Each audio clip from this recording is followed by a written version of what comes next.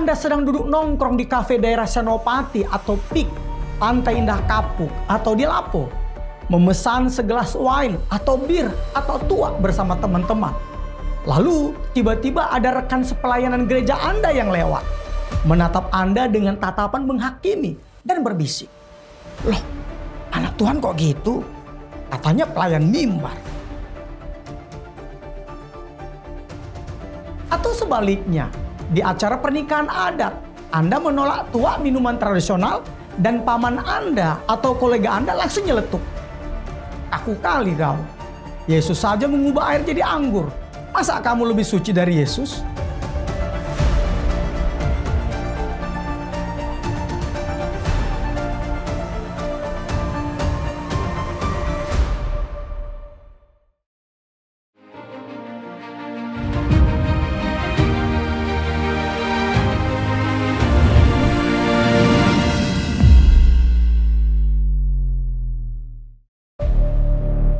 Selamat datang saudaraku di salah satu perdebatan paling panas dan tabu di kekristenan Indonesia.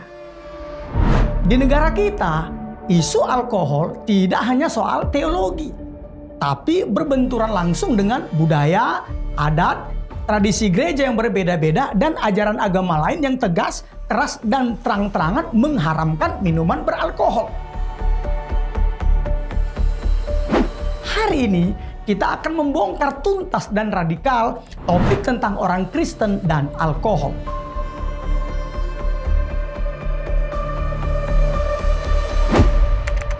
Apa kata gereja karismatik, Pentakosta, dan Baptis?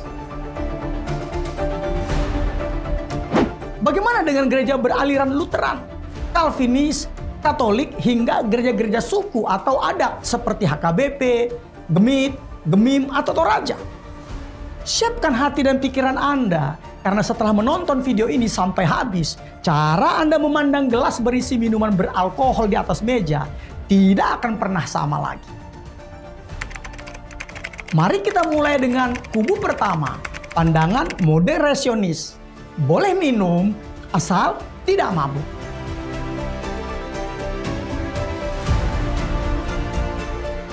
Di Indonesia, pandangan ini biasanya dipegang oleh saudara-saudara kita dari tradisi Katolik. Beberapa gereja Protestan arus utama seperti GKI, GPIB, dan sangat kental di gereja-gereja berbasis budaya atau kesukuan. Bagi gereja Katolik, anggur adalah bagian sakral dari Ekaristi, darah Kristus. Artinya, alkohol itu sendiri adalah materi yang netral. Masalahnya bukan pada botolnya yang berisi alkohol, tapi pada hati manusia yang tidak bisa menguasai diri. Lalu, mari kita bicara fakta budaya yang sering gereja hindari.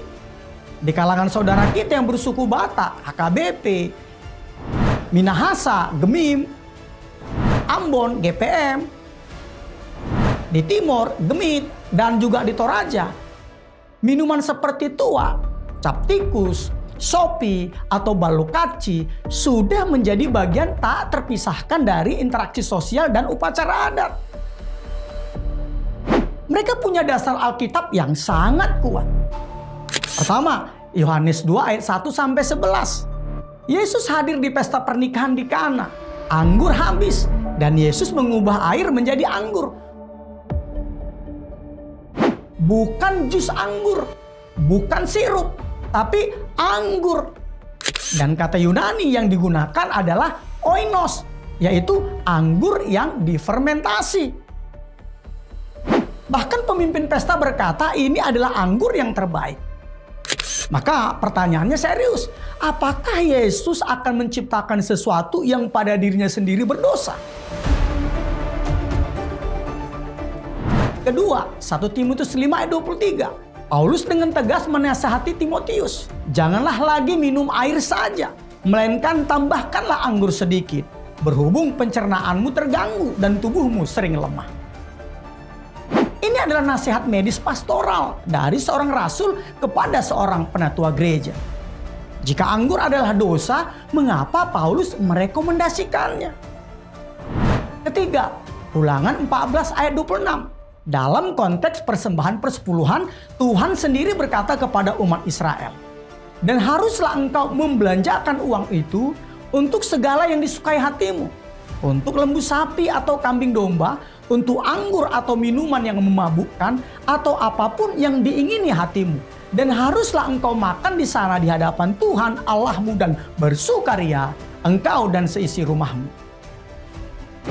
Garis bawahi, dikatakan apa? Untuk diminum atau dimakan di hadapan Tuhan. Artinya apa? Di hadapan polisi taat hukum saja, kita tidak boleh mabuk. Apalagi di hadapan Tuhan. Ini adalah konteks ibadah dan sukacita di hadapan Allah. Keempat, tentu saja Efesus 5 ayat 18. Dan janganlah kamu mabuk oleh anggur, karena anggur menimbulkan hawa nafsu, tetapi hendaklah kamu penuh roh. Yang diserang adalah kemabukan, bukan mengkonsumsi alkohol itu sendiri. Tokoh-tokoh teologi seperti Martin Luther, bapak reformasi Protestan, dia minum anggur dan bir. Dan dia terbuka. Bahkan istrinya jago membuat bir. Bahkan Luther berkata apa? Birra est donum Dei. Artinya bir adalah karunia Tuhan. Ia bahkan menyebut air polos sebagai minuman yang tidak layak untuk manusia yang beriman.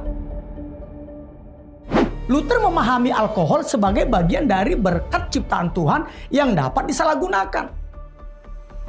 John Calvin dalam Institutes of the Christian Religion menulis bahwa Tuhan menciptakan anggur bukan sekedar untuk kebutuhan, tetapi untuk kesenangan dan sukacita manusia. Baginya, menolak karunia ciptaan itu sepenuhnya justru merupakan bentuk ketidaksyukuran. C.S. Lewis dalam Mere Christianity menyebut teetotalism, yaitu praktek atau komitmen sukarela untuk tidak mengkonsumsi alkohol sama sekali seumur hidup, sebagai posisi yang tidak bisa diklaim sebagai posisi Kristen yang wajib. Lewis dikenal sebagai yang minum bir yang moderat. Dan kelompok The Inklings, yaitu kelompok diskusi sastra informal dan tak resmi beranggotakan para penulis dan akademisi di Universitas Oxford, Inggris, yang melahirkan karya-karya teologis dan literatur Kristen terbesar abad ke-20, sering bertemu di mana? Di pub Oxford. Mengapa demikian? Dalam sejarah dunia kuno hingga abad pertengahan, air seringkali terkontaminasi bakteri mematikan. Fermentasi ringan dalam wine dan bir adalah cara sterilisasi alami agar orang tidak mati karena disentri. Dan perlu dicatat, poin-poin ini bukan untuk membenarkan konsumsi alkohol secara serampangan. Ini untuk mengatakan bahwa Alkitab tidak pernah mengkategorikan alkohol sebagai dosa intrinsik, dosa yang melekat pada substansinya sendiri. Yang dihakimi adalah apa? Kemabukan, kehilangan kendali, dan perilaku yang merusak diri dan orang lain. Jadi, argumen kubu pertama sangat jelas. Alkohol adalah anugerah Tuhan. Mabuk adalah dosa perbudakan. Tapi tunggu dulu. Sebelum Anda bertepuk tangan dan merasa bebas membuka botol bir atau teko tua Anda, mari dengarkan argumen kubu kedua. Mereka yang memilih pantang total minum alkohol.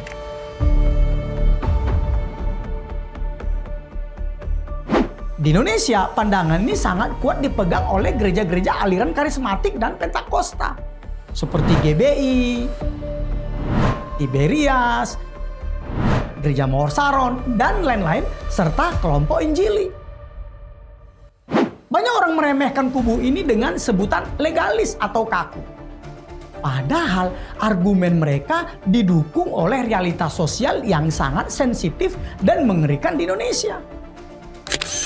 Gereja karismatik sangat menekankan kekudusan hidup dan tubuh sebagai bait Roh Kudus. Di Indonesia, di mana alkohol atau miras sering dioplos, diasosiasikan dengan dunia malam, premanisme, dan kejahatan. Sehingga gereja mengambil sikap tegas, jauhi sama sekali.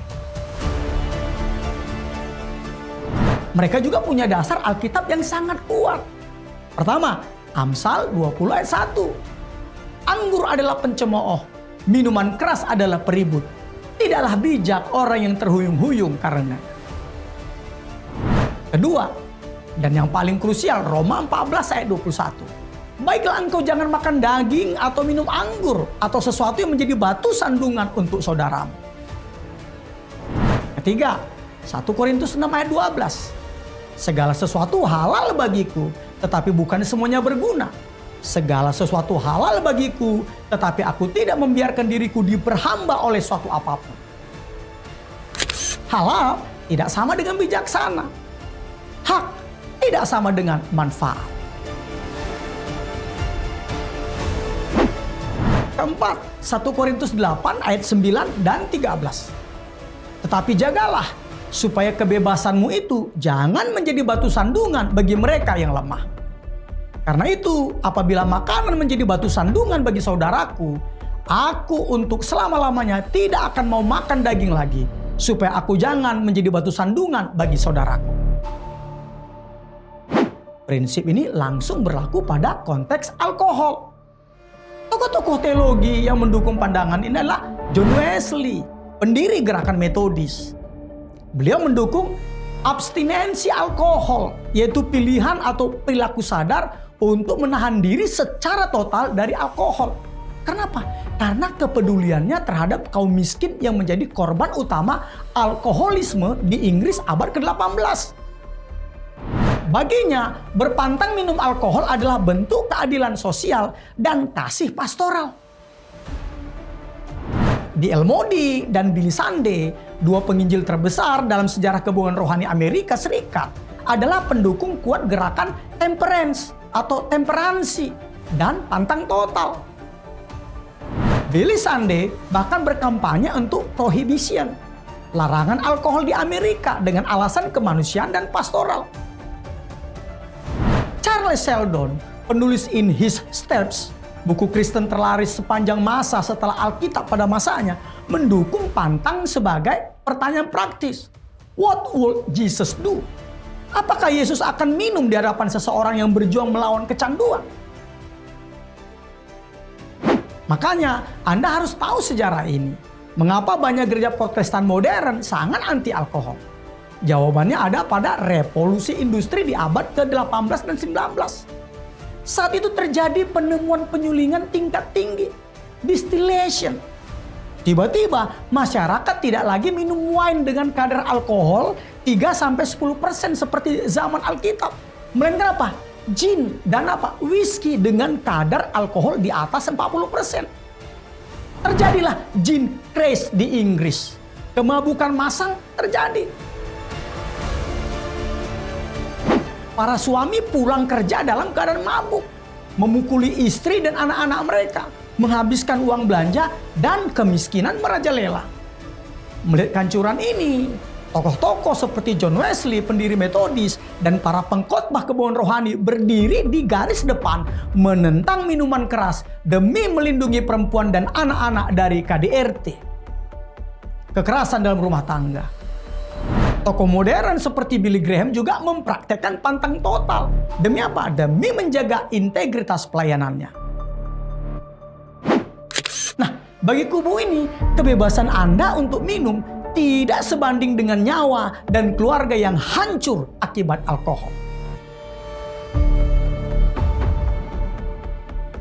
Di Indonesia sendiri, banyak gerakan Pentakosta dan Injili termasuk GBI, GPDI, GPIB di beberapa wilayah dan komunitas-komunitas karismatik menetapkan standar pantang total sebagai disiplin gereja. Bukan karena anggur adalah dosa, tetapi karena konteks pastoral dan kesaksian hidup sebagai orang Kristen. Pertanyaannya, mengapa gereja karismatik Pentakosta sangat keras soal ini? Karena banyak jemaat yang datang ke gereja dalam keadaan hancur. Berapa banyak istri di Indonesia yang menangis karena suaminya pulang mabuk, menghabiskan uang gaji, dan melakukan KDRT, kekerasan dalam rumah tangga. Berapa banyak anak muda mati konyol karena miras oplosan. Bagi kubu ini, kebebasan Anda untuk minum seteguk minuman keras atau beralkohol tidak sebanding dengan nyawa dan keluarga yang hancur akibat roh kecanduan. Menutup pintu rapat-rapat terhadap alkohol adalah cara memutus kutuk keturunan dan melindungi generasi muda. Lalu, di mana titik temunya? Siapa yang paling benar? Katolik, Lutheran, Calvinis, atau karismatik, atau Pentakosta? Jika kita membedah menggunakan pisau analisis yang jujur, Alkitab tidak pernah secara eksplisit melarang total konsumsi alkohol.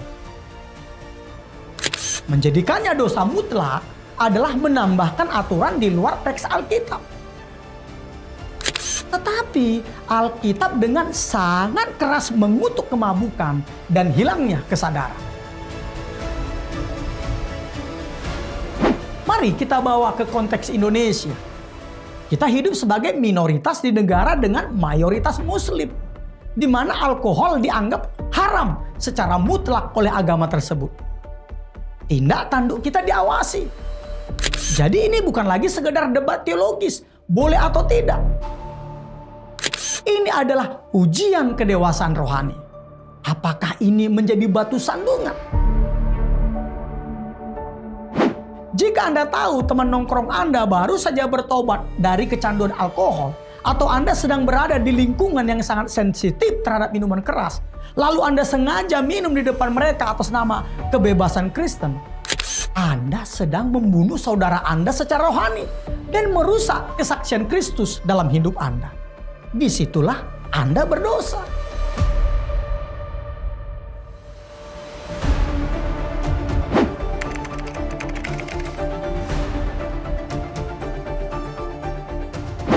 Nah, saudaraku, baik Anda jemaat karismatik atau Pentakosta yang pantang total minum alkohol, maupun jemaat tradisional yang sesekali minum anggur beralkohol di meja makan. Dengarkan ini baik-baik. Dengarkan. Kesalehan tidak diukur dari apa yang masuk ke mulut, melainkan dari apa yang keluar dari hati Anda. Ini tertulis dalam Injil Matius 15 ayat 11. Jadi sekarang, berhentilah saling menghakimi. Bagi Anda yang memilih untuk pantang total minum alkohol, jangan bersikap seperti orang Farisi yang merasa lebih suci dan memandang rendah saudara dari gereja lain yang minum tua atau bir atau anggur. Dan bagi Anda yang merasa bebas untuk minum, jangan arogan dan mengejek teman Anda yang menolak minum alkohol. Kekristenan sejati bukan tentang seberapa besar hak dan kebebasan yang bisa Anda nikmati, tetapi seberapa besar hak yang berani Anda lepaskan demi mengasihi orang lain dan menjaga nama baik Tuhan kita, Yesus Kristus. Sekarang juga, saya lemparkan pertanyaannya kepada Anda. Dari latar belakang gereja atau budaya apa Anda berasal? Dan bagaimana Anda mempraktekkan hal ini di kehidupan nyata? Pernahkah Anda dikritik karena minum atau justru diejek karena menolak minum? Tulis kesaksian, pandangan, atau bantahan Anda di kolom komentar di bawah ini. Saya menantang Anda untuk berdebat secara sehat, dewasa, dan alkitabiah sebagai sesama anggota tubuh Kristus. Dan jika video ini mendobrak cara berpikir Anda, tekan tombol like, subscribe, dan share video ini ke grup WhatsApp keluarga, komsel, atau pemuda gereja Anda. Mari kita lihat seberapa siap orang Kristen Indonesia mendiskusikan hal tabu ini secara dewasa. Saya Pendeta Tommy Ringo, ingatlah, kuasai diri Anda sebelum sesuatu yang lain menguasai Anda. Tuhan Yesus memberkati. Sampai jumpa.